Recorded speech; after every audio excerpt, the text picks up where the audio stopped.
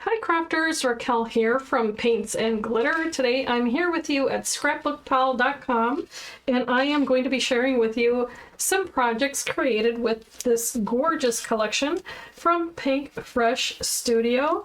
These items are absolutely darling. This is from the Framed Art collection. This collection has a set of these beautiful stamps. They do have sentiments like "Make today a good one," "To a wonderful friend," "You are so golden," "Always here for you," "Endlessly thankful for you," "Celebrating you," "I hope you're smiling today," "Missing you so much." And then there are 3 sets of florals, as you can tell. I'm sorry, 2 sets of florals and 1 little set of fruit here that you can color as you wish. There are coordinating die cuts, and these are 4 pieces. They do create some easel-like stands so that it ends up looking like artwork up on a frame.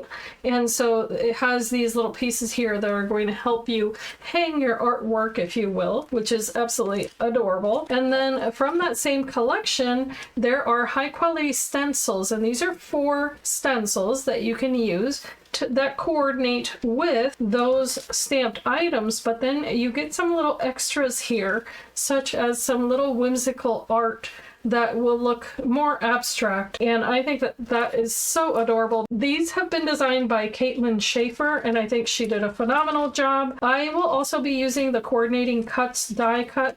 This is a nested elongated oval set of 6 different dies, and I think that this is really sweet. These are from the Essentials from Pinkfresh Studio, and I happen to grab also some little champagne clear drops. I thought those were gorgeous. And so the first thing that I'm going to do is actually I'm going to be stamping the images that I want to use, and then I'll get to coloring with some inks and I'll share what those are as well. We're going to be making a 5x7 horizontal card, and for it I've cut a piece of 110-pound card at 7 inches by 5 1/2.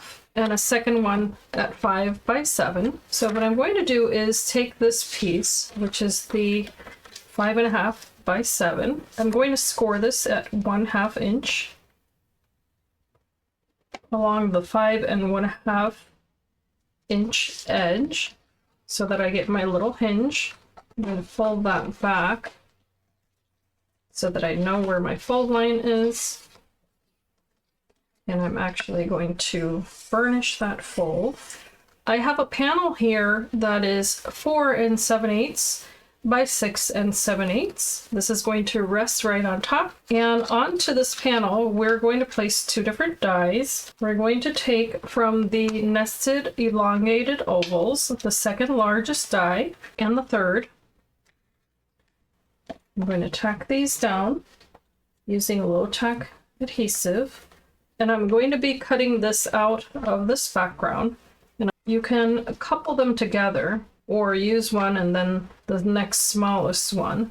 And what you can do is that you can cut out some apertures, and those are going to look like this.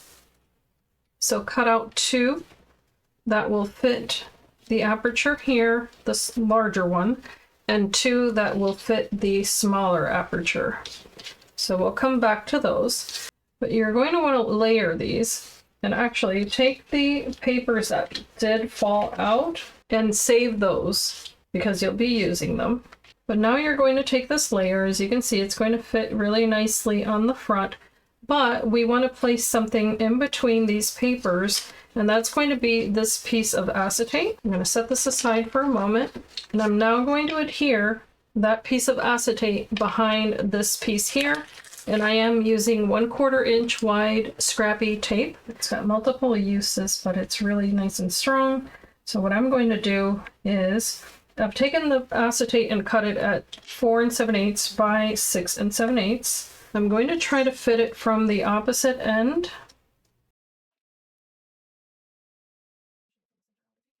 Now that you've created this panel, you can add it to the front of your card. I've gone ahead and already placed the adhesive around the perimeter, so it should be a little bit easier now. Should be able to walk this from one end to the next. All right. That's going to be the front of our card. So what I'm going to do is I'm going to cut away the little edges here, just under the 1/2 inch score line, just like so. I'm now going to adhere the tab at the top of my paper here to the 5x7 piece of card that's going to create the back. Just layer it like so initially. Take the pieces of paper that fell out from the little apertures that you cut and position the floral stamp so that it has a little bit of the stem just overlapping the edge. For the one with the fruit, place it so that you have about 1/4 inch of an edge here. You're going to very carefully stamp these. I'm using Metropolis, which is this nice gray. So go ahead and stamp your images. I'm quite happy with that actually, so I don't think I need to add any more of that gray.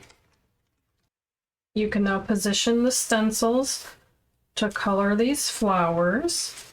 I'm using Fruit Punch for the petals that face the back of the flowers. This is stencil number 2. Stencil number 1, for that I'm going to be using Sunkissed.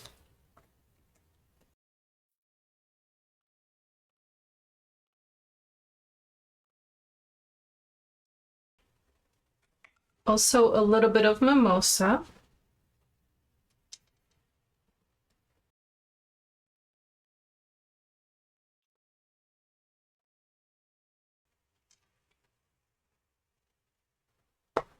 From Catherine Pooler, I'll be using Green Tea.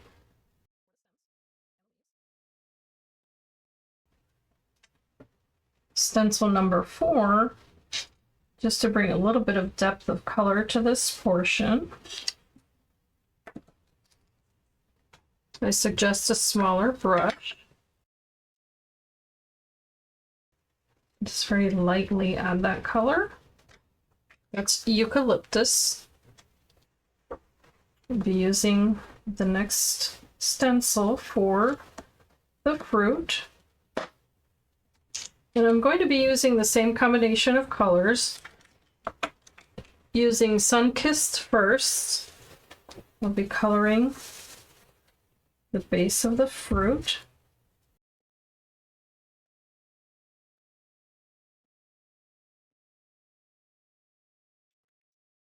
Using Mango Sorbet just to create shadows. So I'm not going to try to color the entire fruit, just the bottom portion here. So you can draw an imaginary diagonal line here. I didn't use the little flower stencil because I'll be coloring that in with an alcohol marker.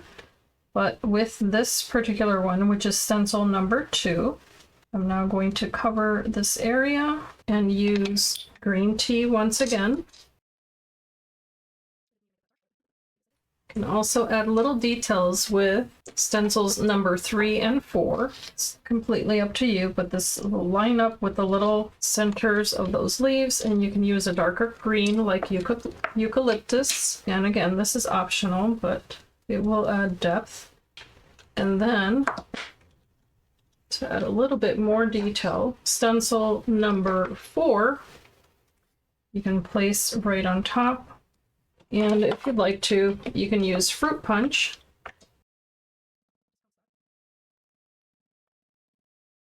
It's going to give you all the detail you need there. And those will clean off really nicely with just a baby wipe.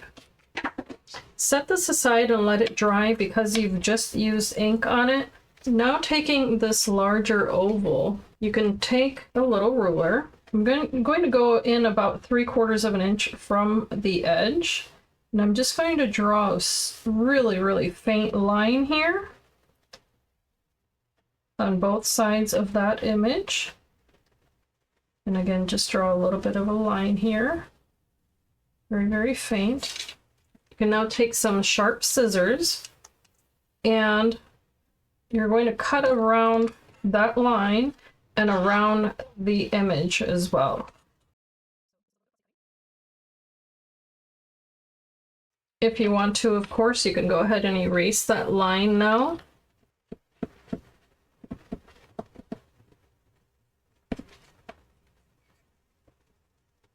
So there's that one. I'm going to repeat that on the other one. You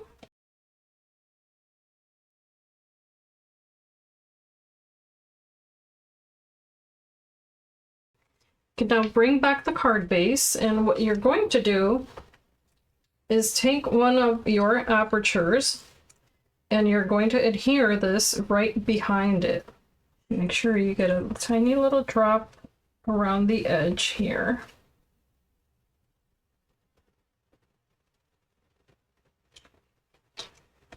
And then apply adhesive on your aperture. We're going to layer this right on top.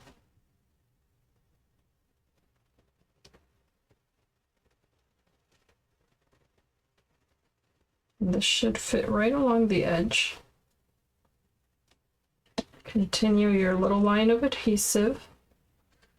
Then holding it by the actual image, you can go ahead and lay it right inside.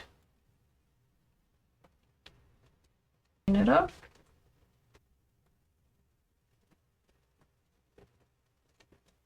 And then you can flip it over.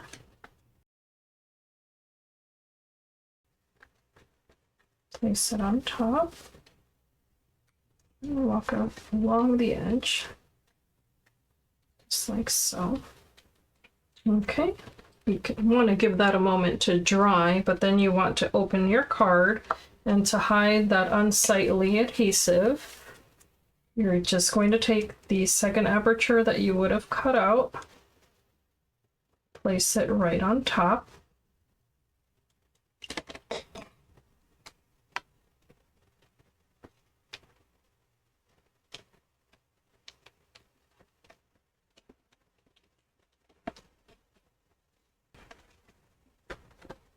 Should have now a really pretty finish here. However, I've gone ahead and stamped the same images, and what I'll be doing is that I'm going to layer them right on top, and I'm actually going to use these on the flowers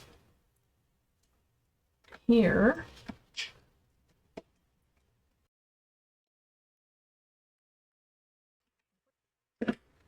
And on the stems and leaves, I'll apply liquid adhesive.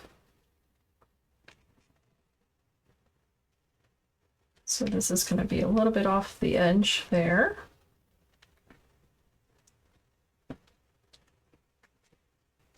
Now I'm going to set that aside for a moment, and I've cut a green piece of card with one of the smaller ovals in the die set, and I'm going to take this little phrase from the stamp set.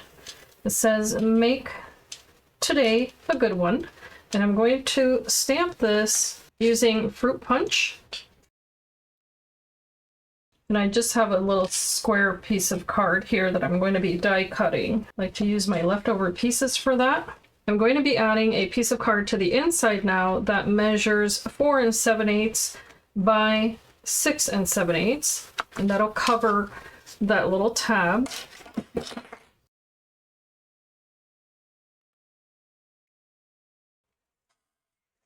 And now I can apply my little sentiment. Layer this on top. I've stamped and colored another one of these images, so I'm actually going to place it here. And first I'm going to be cutting away a little portion of the stem. I'm going to apply adhesive here.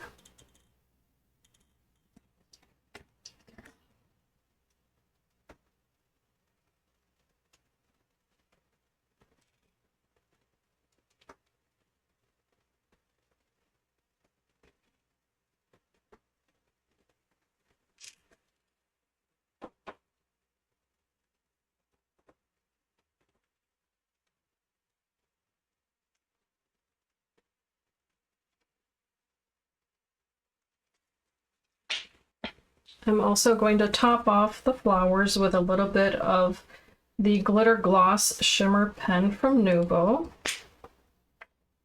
And this is just going to be a light touch here.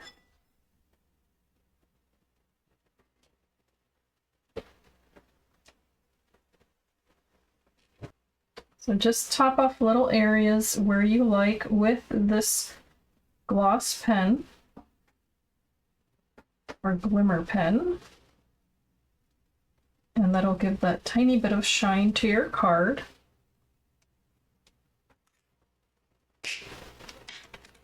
And that completes this card with the pretty windows. Of course, you can add apertures on the inside for your sentiments. It's up to you what visual illusion you want to give this, but I think it's so very pretty. So this concludes this video tutorial. I do hope that you've enjoyed it, and I thank you so much for spending some time with me today. Don't forget to subscribe to ScrapbookPal if you're new. There's an extensive list of amazing tutorials that I'm sure you will enjoy, and here are a couple of other little samples that I've created. So I just wanted to show you that you can do so much more with these. I've thoroughly enjoyed it. I hope that you have as well. And as I always say, I hope that you can be inspired and be blessed. Thank you so much for watching.